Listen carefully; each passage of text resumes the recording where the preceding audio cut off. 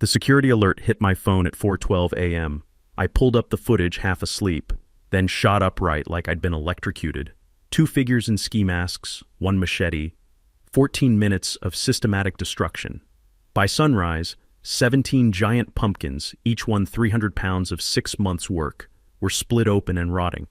The smell hit me when I opened the door. Sweet pumpkin flesh mixed with diesel fumes and fresh-cut vines. $70,000 in competition winnings, gone.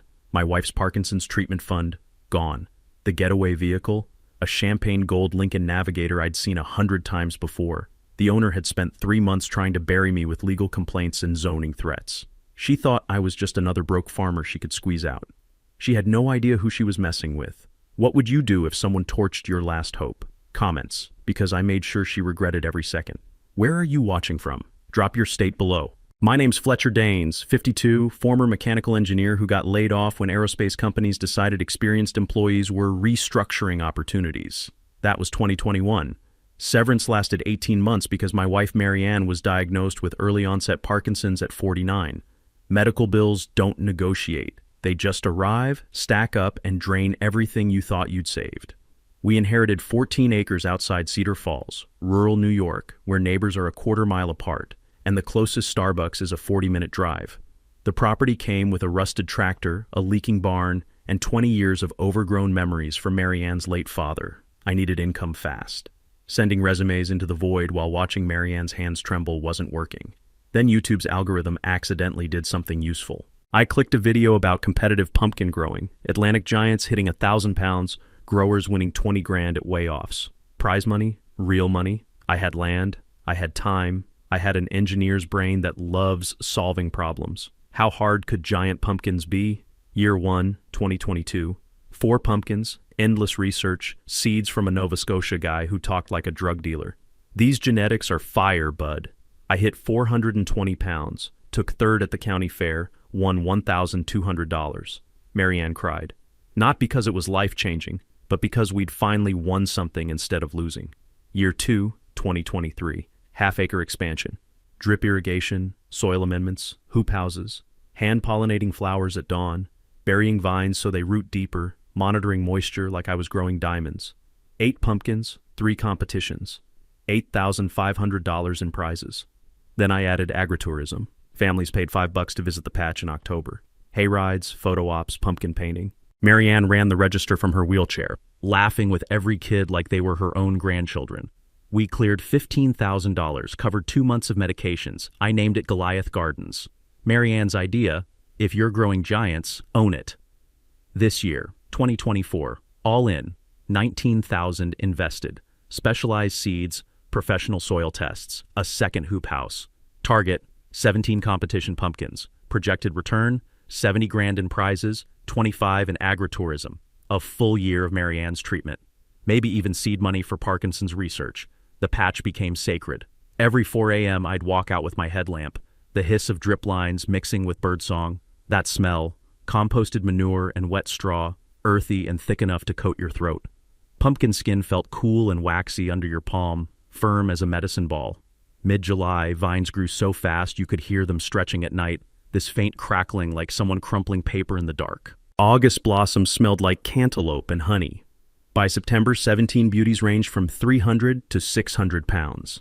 Then, Vivian Halstad rolled up in her champagne gold Lincoln Navigator, vanity plate reading Venue 1. She knocked in early June. 61, real estate investor, oversized sunglasses, linen blazer that probably cost more than my irrigation system, smile so tight it could crack.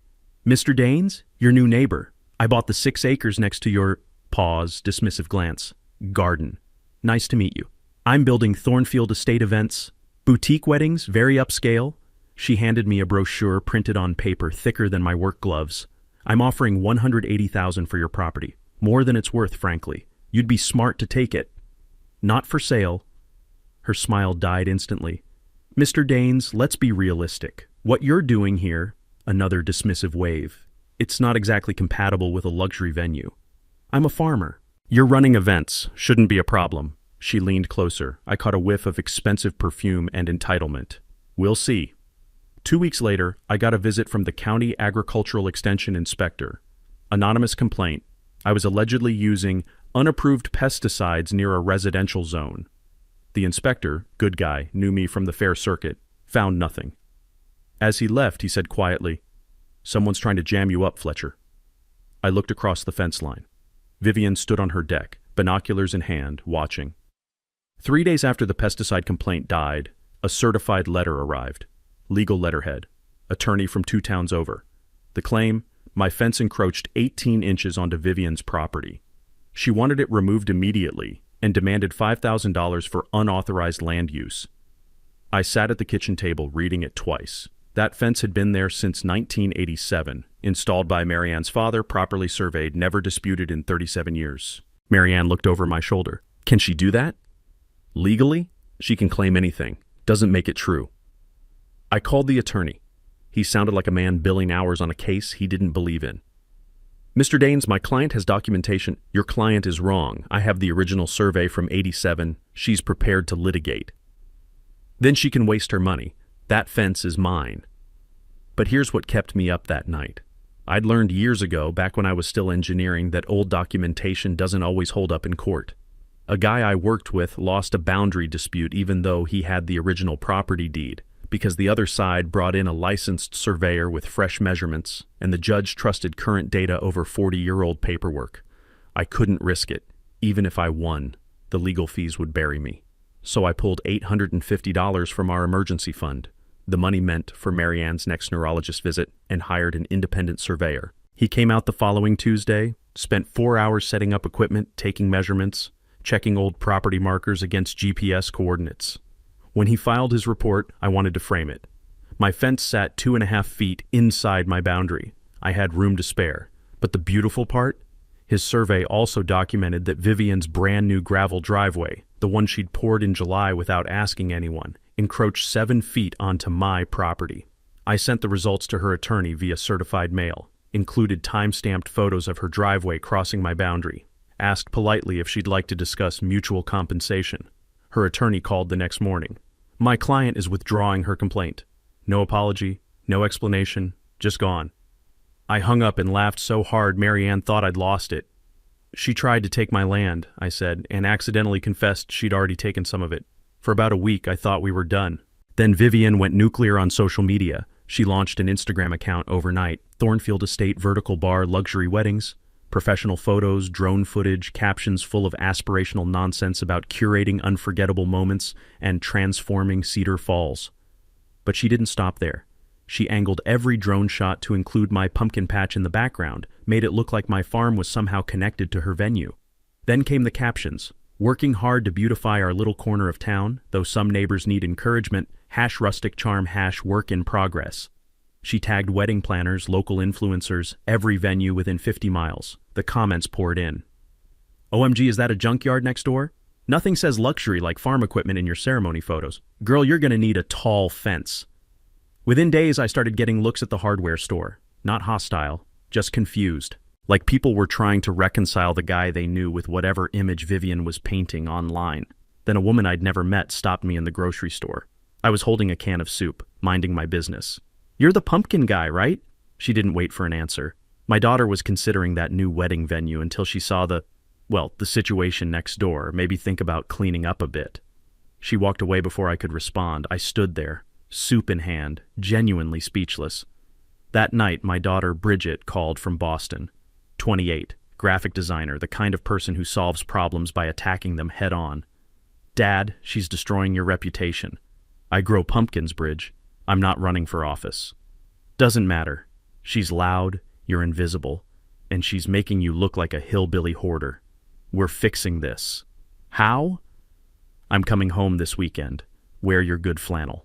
Bridget arrived with a laptop, a ring light, and enough coffee-fueled energy to launch a startup.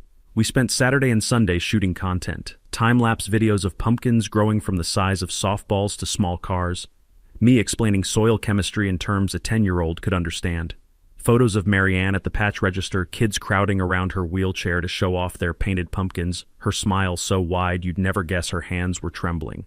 We launched Goliath Gardens on Instagram and Facebook with a simple tagline: "Growing hope, one pumpkin at a time, 50% of proceeds fund Parkinson's research." Within 3 weeks, we had 1,200 followers.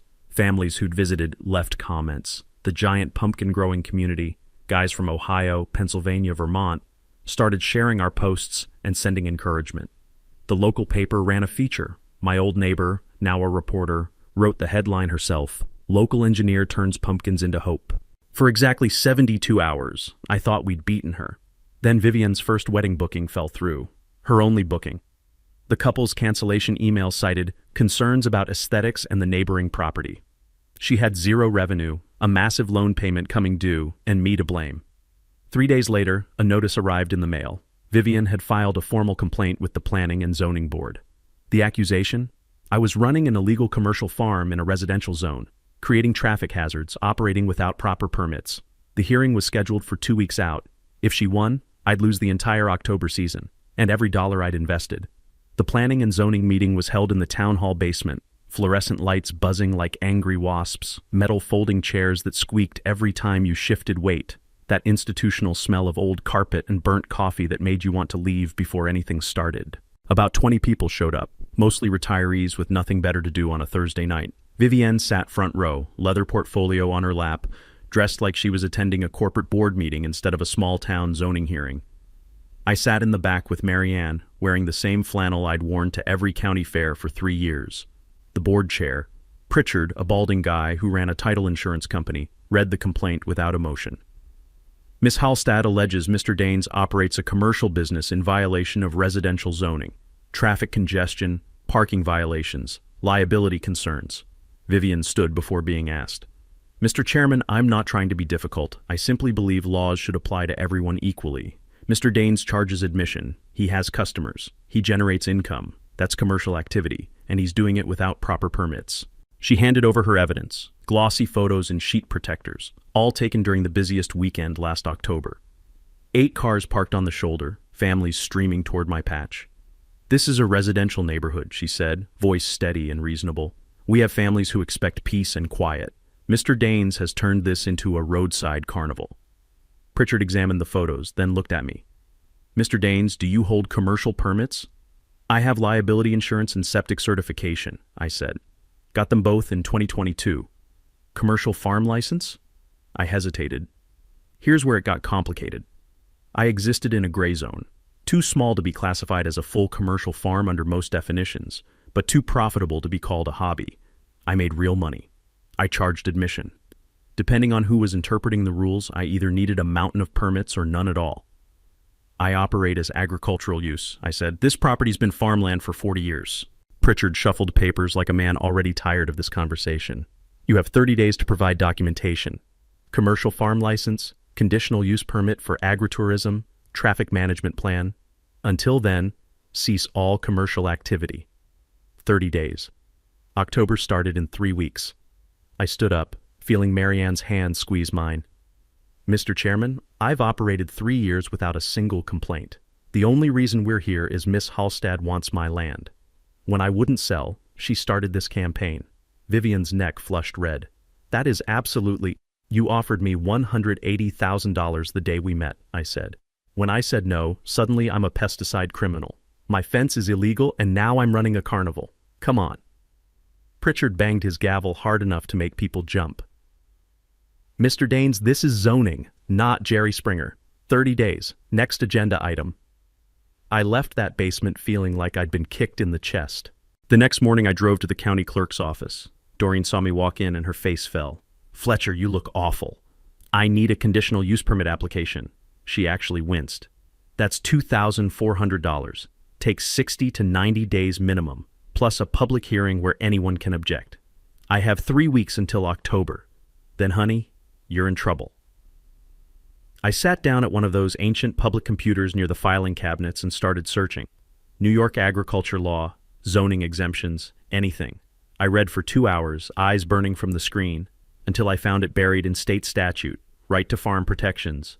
New York shields farmers from nuisance complaints and local zoning restrictions if they're engaged in legitimate agricultural production and enrolled in an agricultural district. I pulled up the state's agricultural district registry and searched my address. There it was, enrolled in 1994 by Marianne's father to get a property tax reduction. Never removed. Still active. Under state law, I was protected. Local zoning couldn't override state agricultural policy. I called Doreen over. I'm already in an ag district. She squinted at the screen. You're sure that's current? Filed in 94, never terminated. It's active. Then you just need to file a notice of intent to continue agricultural use with soil and water conservation. How much? $35. I could have kissed her. 35 instead of 2,400. I filed that afternoon. Attached sales records, tax returns showing farm income, soil tests, photos, everything proving this was a real operation. The state approved it in 6 days. When the next planning and zoning meeting rolled around, I walked in carrying the state's confirmation letter like it was the Declaration of Independence. Vivian was already seated. Same front row, same confident posture. Pritchard called my name and I handed him the paperwork. He read it once, twice, then rubbed his temples like he felt a migraine coming. Mr. Daines is enrolled in a state agricultural district, he announced flatly. Under New York agriculture and markets law, his operation is exempt from local zoning for bona fide agricultural activities. The cease order is rescinded. Vivian shot to her feet. This is ridiculous. He grows pumpkins in his backyard. He's not a real farmer. Pritchard didn't even look at her. Ma'am, he grosses more per acre than most corn farms in this county. State law supersedes our authority. We're done. The room went dead quiet. I nodded at Pritchard, glanced at Vivian. Her face had gone ghostly pale, and walked out. The local paper ran it the next day. Pumpkin grower prevails in zoning battle. Facebook lit up. Longtime residents applauded. One comment got over 300 reactions. Vivian's been here 6 months and thinks she runs the place. Fletcher's family has been here since the 70s. Know your lane, lady. For a week, Vivian vanished. No Instagram posts, no sightings around town, nothing. Then in mid-August, I walked out for my morning check and stopped cold. 3 of my biggest pumpkins were rotting from the base, collapsing inward like deflated balloons. At first I assumed Phytophthora blight, the same fungus that devastated Ireland's potatoes. But I'd been obsessive about soil health. This didn't track. I treated with fungicide, removed the dying fruit. A week later, 4 more showed identical symptoms.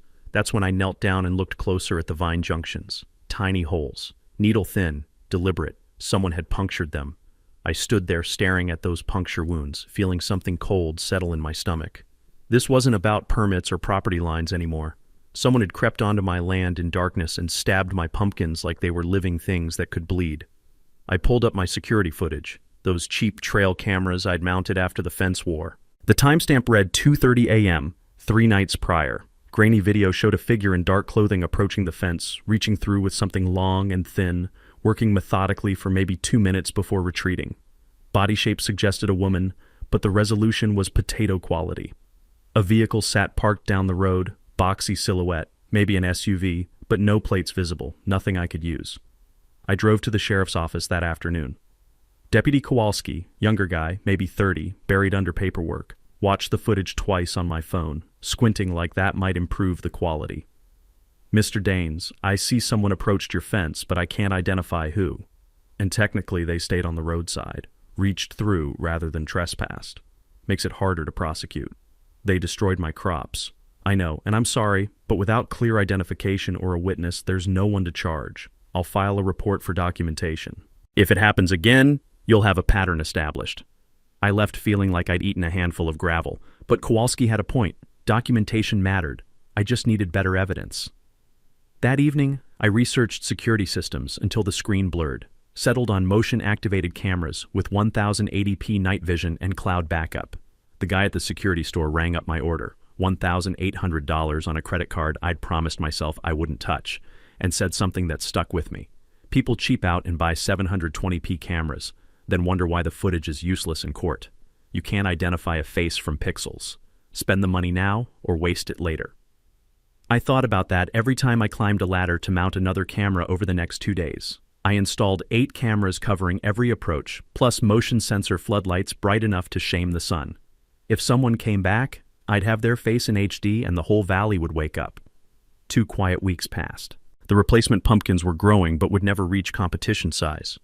I was looking at $15,000 in lost prize money, another $8,000 in reduced agritourism revenue. Families wanted to see giants, not middleweight pumpkins.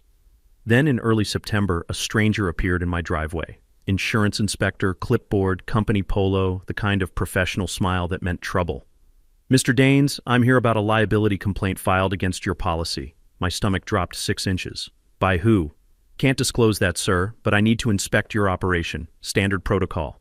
The complaint alleged my unsecured agricultural operation posed fire hazards, attracted rodents, and, I'm not making this up, created rollover risks, because giant pumpkins might somehow escape and roll onto neighboring properties.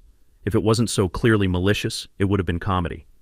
The inspector spent an hour walking my property. Checked equipment storage, reviewed pest control logs, examined fencing, tested fire extinguishers. Finally, he closed his tablet and said, "Mr. Daines, your operation exceeds every safety standard I've got on this checklist. Whoever filed this was fishing for violations that don't exist. You're completely compliant." "So my rates won't go up?" he grimaced. "I'm filing that you passed inspection, but the complaint itself is now part of your permanent record. When underwriters review your renewal, they'll see complaint activity. Even though you were cleared, they treat it as elevated risk. It's a broken system, but that's how it works." 3 weeks later, my renewal notice arrived. 18% premium increase. I called my agent, known him 10 years, and he spoke quietly like someone might be listening. "Fletcher, I fought this. You passed inspection with flying colors. But the system sees complaint filed and automatically flags you as higher risk. Underwriting won't budge." I'm sorry. I sat at the kitchen table that night with a calculator, adding up damage. Sabotage, $23,000 lost. Security system, $1,800. Insurance increase, $400 annually forever. Vivian hadn't touched me, hadn't broken any provable laws, but she'd cost me over $25,000 and permanently increased my operating costs. Marianne wheeled next to me, placed her trembling hand on my arm. "What do we do now?" Before I could answer, truck headlights swept across our window. Hank from the diner climbed out carrying a thermos. Behind him, 3 more trucks. Hardware store owner, church pastor, 2 farmers from the valley over. Hank knocked, and when I opened the door, he said, "We're doing pumpkin patrol. You're not fighting this alone." They organized shifts without asking. Every night, volunteers parked lawn chairs at my property edge, drank coffee that could strip paint, watched my security feeds, and made damn sure nobody got close. Word spread. Within a week, Vivienne's wedding venue had 6 new 1-star Google reviews. Owner harasses neighbors. Not welcome here. Research before booking. Her Instagram went dark. No posts, no drone footage. Silent. I thought maybe we'd won. I thought the community pressure had finally broken her. I should have known better. On October 15th at 3:47 a.m., every motion sensor triggered simultaneously. My phone exploded with alerts. I pulled up the live feed and watched 2 figures in ski masks breach my gate with bolt cutters, walk straight to my pumpkins with a machete and sledgehammer, and spend 14 minutes methodically destroying everything I'd spent 6 months growing. The footage was crystal clear, high definition, night vision sharp enough to count the threads on their masks. And the getaway vehicle, champagne gold Lincoln Navigator, custom roof rack, distinctive body style, sat parked 30 feet away with its engine running. The sheriff left at dawn after documenting everything, yellow tape fluttering around my destroyed patch like crime scene confetti. 17 pumpkins reduced to orange mush, 70,000 in revenue gone, and Vivian's freshly washed Navigator sitting in her driveway still dripping water from a 5 a.m. cleanup. Deputy Kowalski had been apologetic but clear. "We know it was her. DA knows it was her. But muddy plates and ski masks mean we can't prove it was her. Unless she confesses or we find the machete in her trunk, we've got nothing." I'd nodded, numb, and watched him drive away. Bridget arrived from Boston that morning, took one look at the carnage and said flatly, "Sue her into the ground." With what money? We're tapped out. Then we crowdfund it. We make her famous for all the wrong reasons. I appreciated the anger, but lawsuits cost money I didn't have, and winning a judgment against someone with no assets just meant owning their debt. The following weekend was Marianne's birthday. We'd planned a small dinner, just family, cake, maybe a reason to smile for one evening. My brother-in-law Raymond drove over from Syracuse with flowers and wine, the kind of thoughtful gesture that made you remember why Marianne's sister married him. Raymond works in commercial real estate finance, spends his days analyzing property deals and distressed assets like some people watch sports. Over birthday cake, nobody felt like eating. He mentioned casually, "Saw something odd this week. Vivian's property popped up on my foreclosure watch list." I looked up from my untouched slice. Her what? Distressed asset database? Properties with loans coming due, high default risk. She's on it. Marianne set down her fork. I thought she paid cash. That's what she wanted people to think. Raymond pulled out his phone, navigated to the county clerk's public records. She took a bridge loan. Big one. He turned the screen toward me. Apex Horizon Capital, principal, $600,000, term 12 months, interest 14%, balloon payment due November 15th, 2024, total owed $684,000. I read it twice, my engineer brain automatically calculating how impossible those terms were. Nobody takes a loan like that unless they're desperate or stupid. She's neither, Raymond said. She's trapped. Bridge loans are supposed to be short-term. You borrow high-interest money, execute your business plan fast, then refinance into something sustainable. But her plan failed. He pulled up more records. Vivian's business projections, filed with the lender as part of her loan application. 15 to 20 weddings, grossing $240,000 first season, enough to qualify for conventional refinancing. Reality? 2 bookings, 1 canceled, maybe $15,000 earned total. She can't make that balloon payment, I said. Not even close. And if she defaults? Apex forecloses, auctions the property, she loses everything, plus remains personally liable for any deficiency. She's facing financial annihilation in 4 weeks. Marianne's hand shook as she set down her coffee. So destroying Fletcher's pumpkins was desperation, Raymond finished. Look at the loan appraisal. He scrolled to the document. Property value, $720,000, contingent on premium wedding venue development potential. But buried in the fine print, value would increase 20 to 30% with acquisition of adjacent 14-acre parcel, Dane's property, enabling expanded facilities, parking, and grounds. Current adjacency to active agricultural operation may limit refinancing options. The words sat there like a confession. My refusal to sell hadn't just annoyed her. It had capped her property value and made refinancing nearly impossible. She needed me gone, I said slowly. If my operation failed, her property appraised higher. If I sold cheap out of desperation, she could expand and save herself.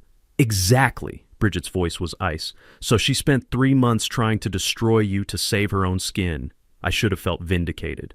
Instead, I felt something else turning over in my mind. Raymond, how many other properties has Apex Horizon foreclosed on? He searched for several minutes, his expression darkening.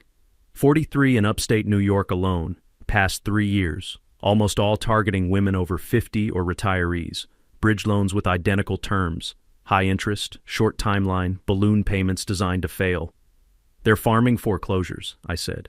They loan to people with dreams and limited options, wait for default, seize properties worth more than the loan, flip them for profit. Raymond nodded grimly.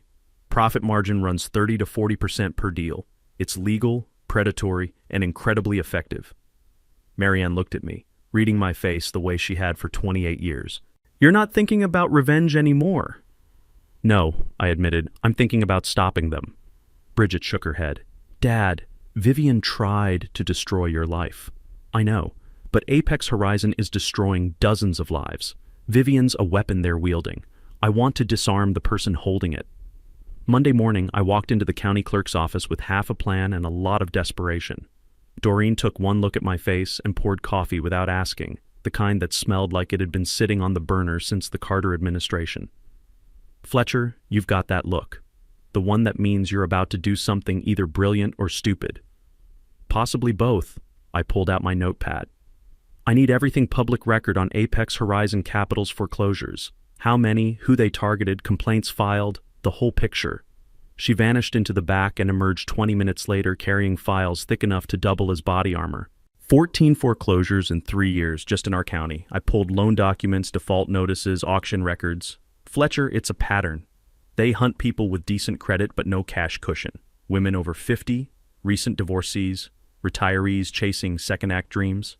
Fast approval, friendly terms up front, back-end structured to guarantee you'll fail. I flipped through the stack. Retired teacher who lost her grandfather's farm, young couple who'd tried house flipping, disabled veteran who wanted a woodworking business. Every single file ended the same way. Default, foreclosure, still owing money after losing everything. And this is legal, Doreen's mouth tightened. Legal enough that they've never been charged. Predatory as hell, but they're careful. I called Raymond on speaker right there at Doreen's desk. I need deep research on Apex Horizon. Corporate structure, CEO background, media coverage, any complaints with the Attorney General's office. How deep? Deep enough to find where they're vulnerable. Raymond promised 48 hours. While I waited, I did something that felt both necessary and slightly insane. I contacted a lawyer. The free kind, because the expensive kind charge more per hour than I used to make per day. Rural legal aid connected me with Lucinda Park, mid-30s, Yale Law pedigree, doing public service time before returning to corporate practice.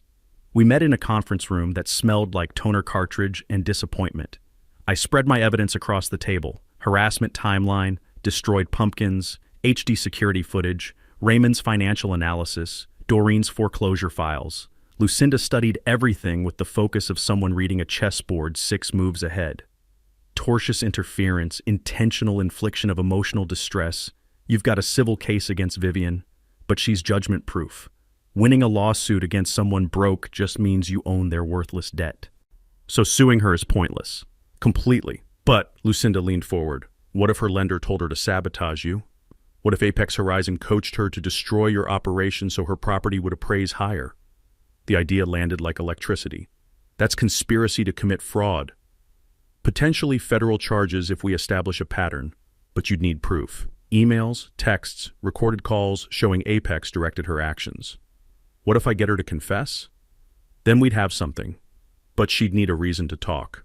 I smiled for the first time in days. She's 4 weeks from financial annihilation. I'm about to offer her salvation. With Lucinda's help, I drafted a letter delivered through her law office to avoid harassment claims. The offer? I'd buy Vivian's property for $690,000, enough to clear her debt with $6,000 cushion. Close by November 10th, before her balloon payment. She'd sign a non-disparagement agreement and we'd both move on. The stated reason, expanding my farm. The real reason, if she accepted, I got her land at cost and could resell later. If she refused, I'd learn exactly how desperate she was. Small problem, I didn't have $690,000. Raymond helped me navigate the financial tightrope. Using my property and farm revenue as collateral, I secured pre-approval for a commercial loan, $700,000, 20 years, 7.5% interest. One bad harvest and I'd lose everything. Marianne asked if I'd lost my mind. I said probably, but at least I'd lose it on my terms. While waiting for Vivian's response, Lucinda filed a Freedom of Information request with the State Attorney General. All complaints and investigations involving Apex Horizon past 5 years. Cost nothing but time. 3 weeks later, results arrived. 12 formal complaints, 2 quiet settlements, consistent allegations of coercion and misrepresentation. Not enough for charges, but enough to prove Apex had been dancing on the edge of legality for years. Then Lucinda mentioned something I'd never considered. New York is one-party consent. If you're in a conversation, you can record it without telling the other person. Get Vivian to admit Apex pressured her, and we have grounds for a federal complaint. I spent an evening learning to use a recording app on my phone. Bridget coached me over FaceTime, watching me fumble with the interface like a caveman discovering fire. Dad, you literally just tapped the red circle. When I was your age, tap meant hitting something with a hammer. That explains so much about your generation. I briefed my volunteer patrol. Stay visible, document everything, call sheriff if Vivian shows. Upgraded security to cloud backup so nobody could destroy evidence. Told Marianne, if this works, we win. If it doesn't, we're moving into Raymond's basement. She squeezed my trembling hand with her own. Then we'd better win. 1 week after sending my offer, Vivian still hadn't responded.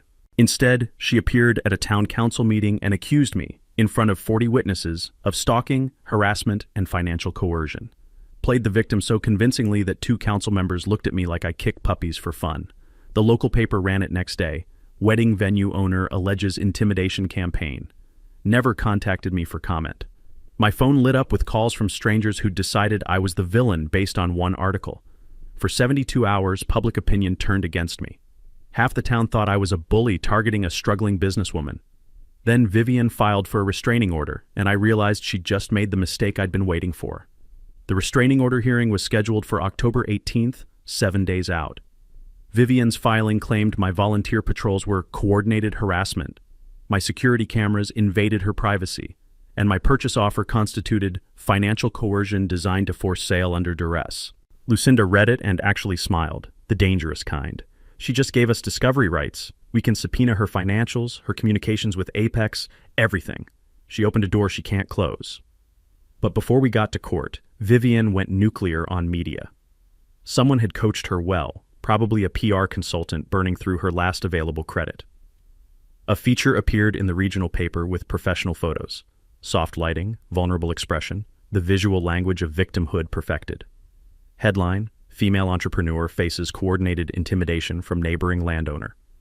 The story painted her as a divorced woman rebuilding from nothing, trying to create beauty, being systematically crushed by an older man who resented her success. It described my anonymous nighttime patrols as sinister surveillance, my purchase offer as a veiled threat, and included a quote that made me want to put my fist through a wall. I came to Cedar Falls to contribute. Instead, I've been stalked, threatened, and harassed by someone who apparently believes women don't belong in business. They used my full name, published my address, never called me for comment. My phone exploded within an hour. Half the calls were supportive, people who knew me, knew the history. The other half were strangers who'd appointed themselves judge and jury. One voicemail was just someone screaming incoherently for 30 seconds before hanging up. Another guy called me a sexist dinosaur who should be in prison. The local Facebook group fractured. Newer residents, COVID transplants who didn't know anyone's history, declared me a textbook example of toxic masculinity and small-town corruption.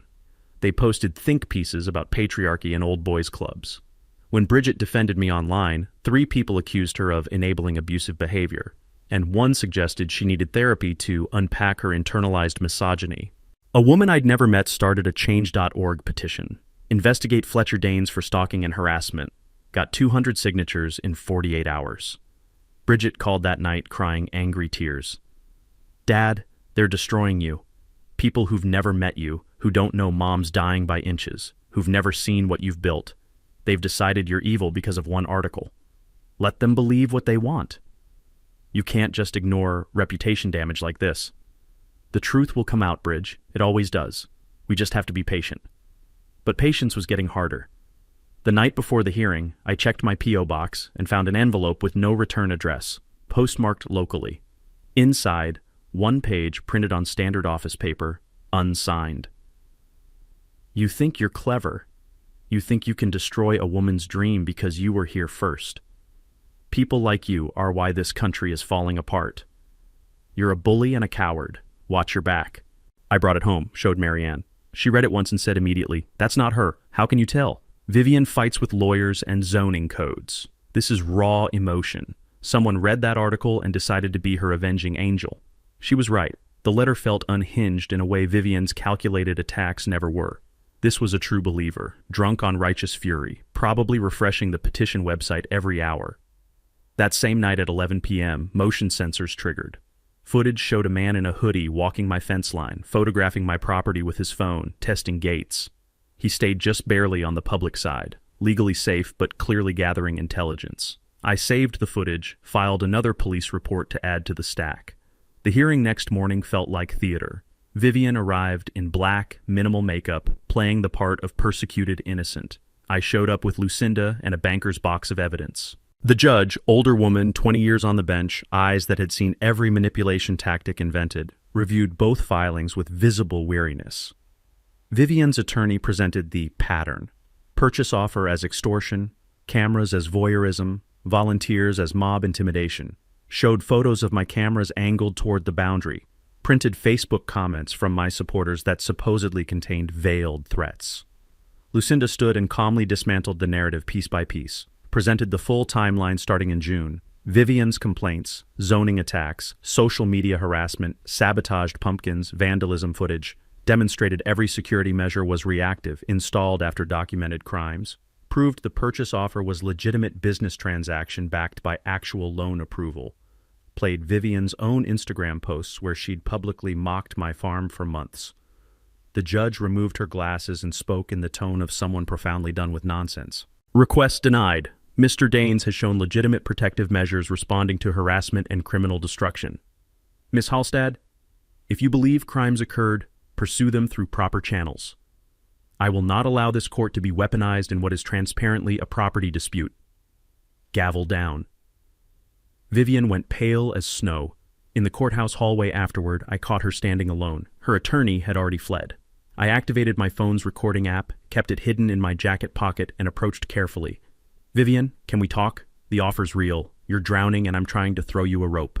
She turned, and I saw something I hadn't expected. Not anger, but exhaustion so deep it looked like despair. You don't get it. Help me understand. She glanced around to ensure privacy, and when she spoke, her voice cracked. You think I want to fight you? I have $11,000 and $684,000 in debt. My ex took everything, house, retirement, everything. This venue was my second chance. Then take my offer and walk away whole. Her laugh sounded like breaking glass. I can't. They won't let me. Who won't? Apex? Her eyes widened as she realized the slip. Forget I said anything. Stay away from me. She practically ran toward the exit, heels echoing off marble like gunshots. I stood there with my phone still recording, pulse hammering. Not a full confession, but close. They won't let me. Proof of external control. I drove straight to Lucinda's office. I got her admitting the lenders controlling her moves. Lucinda listened to the recording twice. It's good, but not prosecutable. We need more.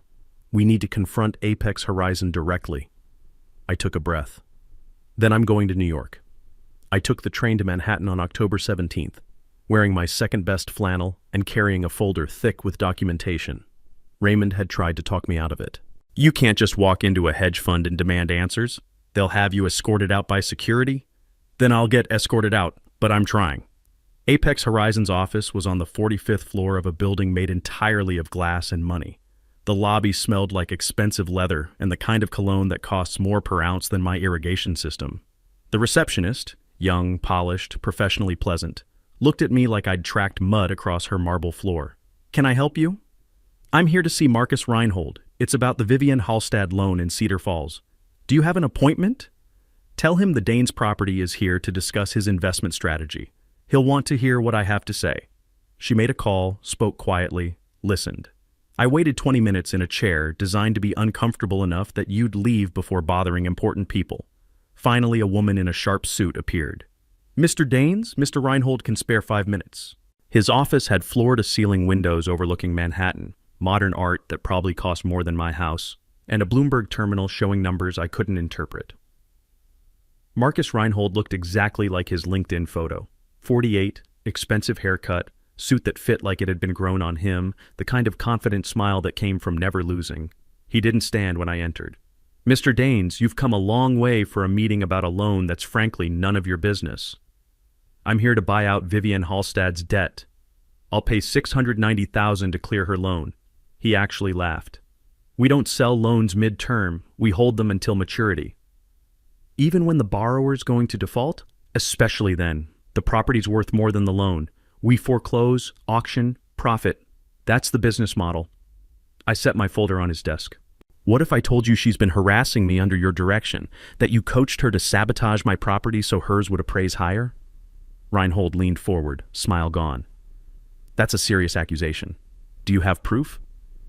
I have her admitting you own her. I have a pattern of your firm targeting desperate borrowers. I have Attorney General complaints showing you've skirted the law for years. All legal activities were not a charity, Mr. Danes. Maybe, but what happens when I go to the press? Predatory Wall Street lender drives woman to vandalism. When I tie your firm's name to criminal destruction of property? Reinhold's expression hardened into something cold and precise. You have nothing actionable. And if you defame my company, I'll bury you in litigation so deep your grandchildren will be paying legal fees. You're a farmer. You can't afford to fight us. Maybe not. But I can afford to be loud. And I know a reporter at the Times who loves David versus Goliath stories. He stood, conversation over. Get out and tell Miss Halstead her balloon payment is due in 4 weeks. If she's 1 day late, we foreclose on November 16th. I left that office understanding 2 things. Reinhold wouldn't negotiate and he was counting on foreclosure profit. But the meeting had given me something valuable. Confirmation that Apex was ruthless and that they'd structured Vivian's loan to fail. On the train ride home, I called Lucinda. He won't deal. We need to force a public confrontation. When I got back to Cedar Falls that evening, 40 people were waiting at my barn. Hank had organized it without asking. Every volunteer who'd been on pumpkin patrol, plus local business owners, the hardware store manager, Doreen from the clerk's office, even the pastor from the Methodist church.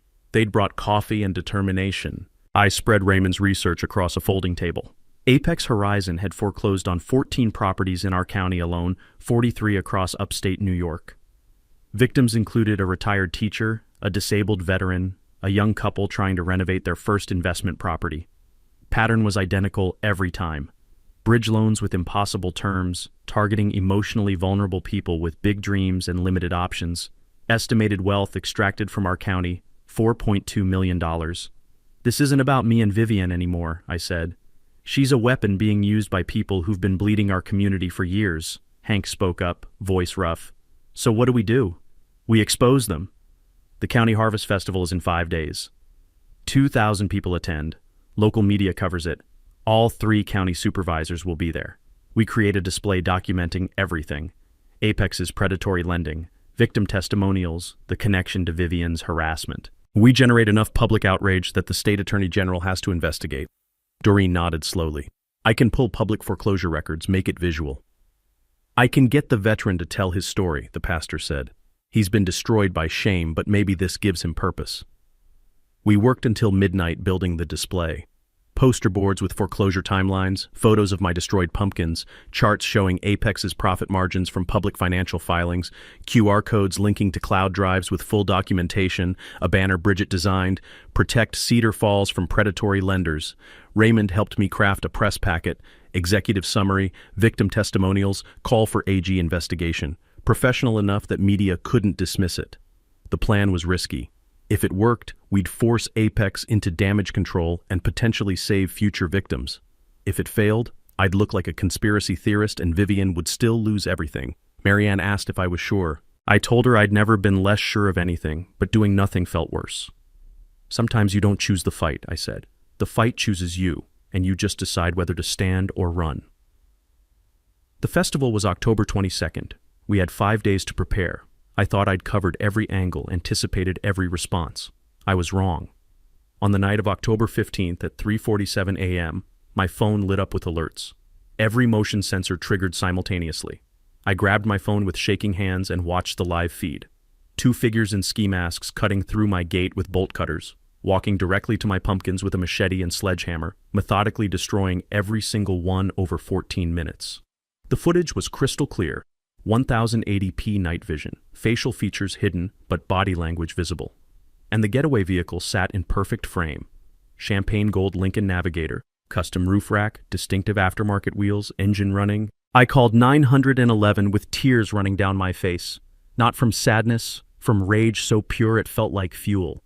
The sheriff arrived by dawn, documented everything with photographs that felt like crime scene evidence, and told me what I already knew. Without seeing faces, charging anyone would be nearly impossible. The DA would call it circumstantial. I stood in the ruins of 6 months' work, orange flesh rotting in the October cold, and felt something settle in me that wasn't quite acceptance, but close.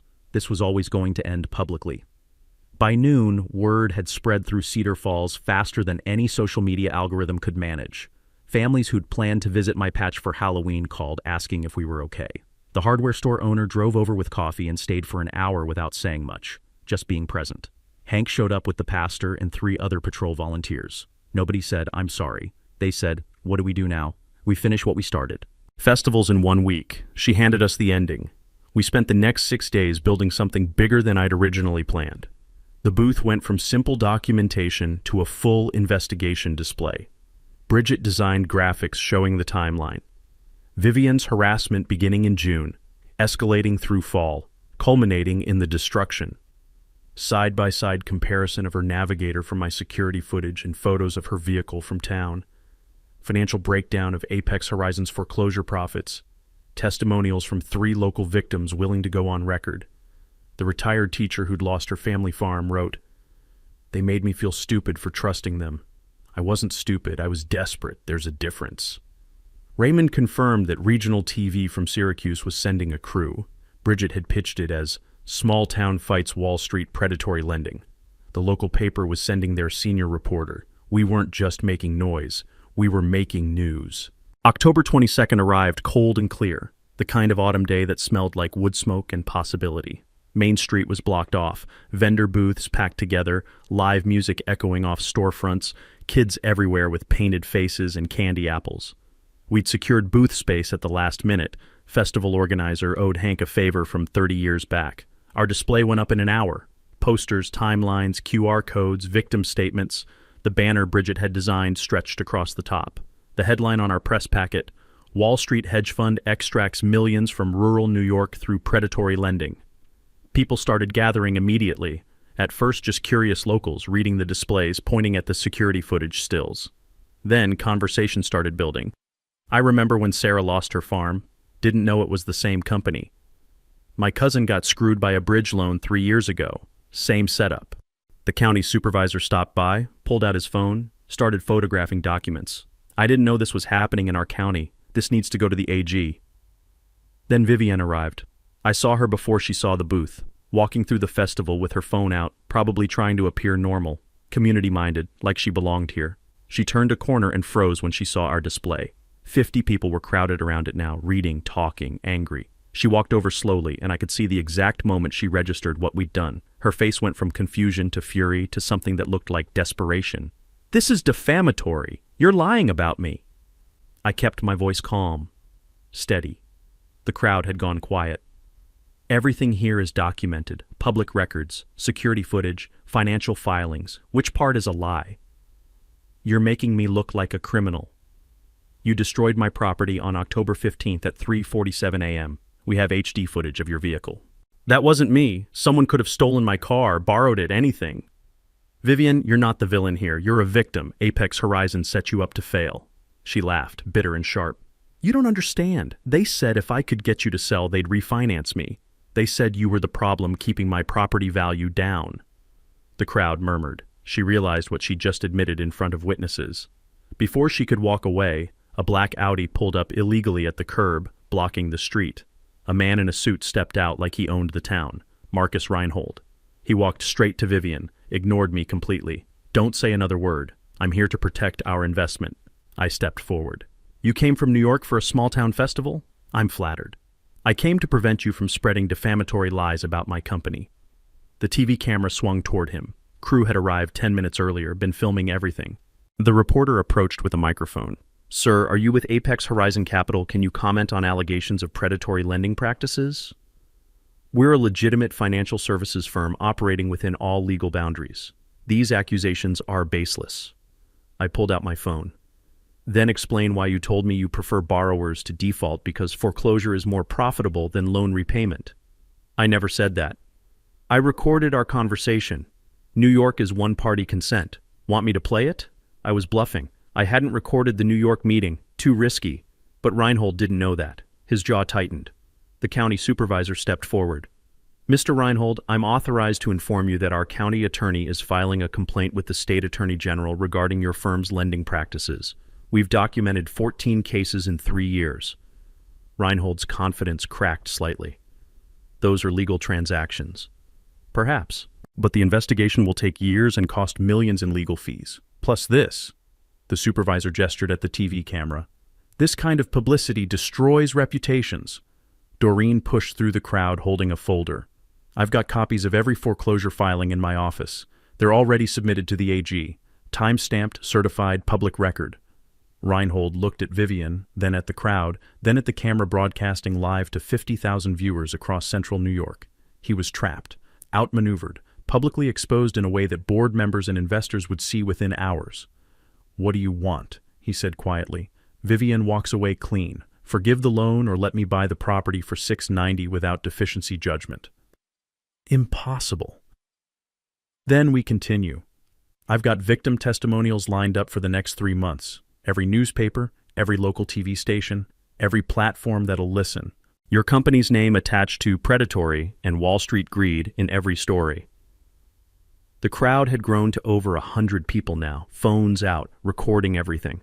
The reporter was live streaming. This wasn't a private negotiation anymore. This was theater, and Reinhold was losing. "Fine. Sale closes in 2 weeks. No deficiency. But she signs a release." I looked at Vivian. "And you confess to the vandalism and make restitution." She nodded, tears running down her face. "I'm sorry. I'll pay for everything. I just wanted to survive." The sheriff stepped forward from the crowd. I hadn't seen him arrive. "Miss Halstad, you're under arrest for criminal mischief and criminal trespass. But given the circumstances, I'll be recommending a plea deal. Restitution, community service, probation, no jail time." She held out her wrists. "Thank you." The crowd erupted in applause. Hank started a chant, "Cedar Falls, Cedar Falls," that spread through the festival like wildfire. The TV reporter went live. "An incredible scene here as a small-town farmer just took on a Wall Street hedge fund and won. forcing accountability and saving a woman from financial ruin in the process. Reinhold got in his Audi and drove away without another word. Vivian was led to a sheriff's vehicle, and as she passed me, she whispered, "I meant it, I'm sorry." I nodded. The anger had burned out, replaced by something close to pity. After the cameras left and the crowd dispersed, I sat on the curb with Marianne, Bridget, Hank, and Raymond. My legs were shaking. My hands wouldn't stop trembling. Hank handed me his flask. "What is this?" "Hell if I know, found it in my truck. Been there since Bush was president." "Which Bush? Does it matter?" I took a drink. It tasted like paint thinner and victory. The property sale closed on November 8th. My commercial loan funded, Vivian's debt cleared, and I suddenly owned 20 acres instead of 14. She left Cedar Falls the same week, moved back to Rochester, took a corporate job managing events for a hotel chain. Humbled, employed, alive, Vivienne pleaded guilty to criminal mischief, 200 hours community service at the county food bank, 2 years probation, $70,000 restitution paid through her portion of the sale proceeds and insurance settlement. I used the money to rebuild. $8,000 for new irrigation, $5,000 for late season plantings for next year's crop, the remaining $57,000 into an emergency fund I swore I'd never touch again. The state attorney general opened a formal investigation into Apex Horizon that would take 18 months, but eventually result in a $2.4 million settlement and policy changes prohibiting certain predatory loan structures. I became a consultant for the AG's office, helping identify other victims, testifying at hearings, turning my anger into something useful. In mid-November, I organized a pumpkin patch rebuild day. Over 100 volunteers showed up, families, local businesses, people I'd never met who'd seen the news coverage and wanted to help. They brought tools, soil amendments, lumber, plants, food, and the kind of community energy that makes you remember why small towns matter. Kids ran between rows planting cover crop seeds for next season while adults rebuilt infrastructure, and Marianne directed traffic from her wheelchair like a foreman, her tremor barely noticeable because she was too focused to be anxious. The smell of fresh mulch mixed with coffee from the volunteer station, and someone's boombox played classic rock while we worked. By sunset, the patch looked like hope again. That night, over pizza and exhaustion, I announced the Goliath Gardens Giant Pumpkin Festival, annual event starting October 2025. Features would include way-off competitions, agritourism activities, vendor fair, live music. Portion of proceeds would fund 3 causes: Parkinson's research in Marianne's name, the rural legal aid clinic that had saved us, and grants for young farmers trying to start operations. We almost lost everything, I told the volunteers. But we didn't lose alone. This festival is about making sure nobody else has to fight these battles without support. By spring, the expanded operation was running. I'd converted Vivian's former property into overflow parking, a covered pavilion for events, and a U-Pick pumpkin patch for families. Hired 3 part-time employees, including one of my loyal Pumpkin Patrol volunteers who'd been unemployed for 8 months. Projected revenue for 2025, $180,000 gross, nearly triple my previous best year. But the numbers weren't the point anymore. The point was building something that would outlast me. In April, a handwritten letter arrived. Vivian's return address in Rochester. Inside, an apology that felt genuine. An explanation about her abusive ex-husband who'd left her financially devastated. Gratitude for forcing accountability when she'd lost herself. At the bottom, a check for $5,000 made out to the Marianne Danes Parkinson's Research Fund. The note said, "It's the least I can do. I hope someday you'll forgive me. More importantly, I hope someday I'll forgive myself." I framed the letter, hung it in my barn office next to photos of that first county fair ribbon from 2022.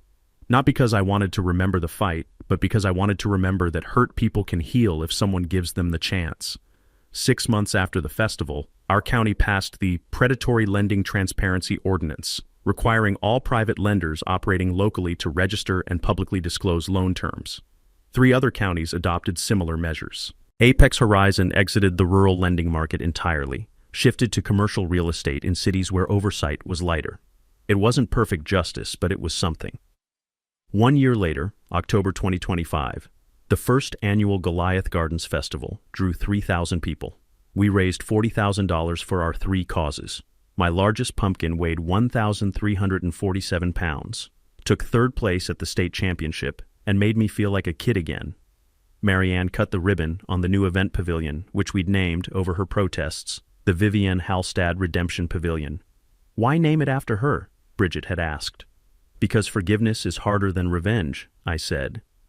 And more important, the regional TV crew returned for a follow-up story. Where are they now? They interviewed me in the patch at sunset, golden light making everything look like a painting. Someone asked if I regret not just selling and walking away. I told the camera. The answer's no. Because this, I gestured at the festival crowd, families laughing, kids running, community together. This is what happens when people decide other people matter more than profit. When you stop fighting alone and start fighting together. The reporter asked for a closing thought. I looked at Marianne in her wheelchair, surrounded by volunteers who'd become family, and said, if you've dealt with a predatory lender, an HOA nightmare, a corrupt boss, any petty tyrant who thought they could crush you, don't fight alone. Document everything, find your people, and make enough noise that they can't ignore you. Drop your story in the comments so we can build a database of justice. Hit subscribe so you don't miss what happens when we take on the next bully. The camera kept rolling as the sun set behind the pavilion. Final shot. My security camera footage showing a pumpkin at night in time-lapse, growing so fast you could see it expand in real time, proof that some things can't be destroyed. Text overlay appeared. Some things just grow back stronger. Fade to black. The end.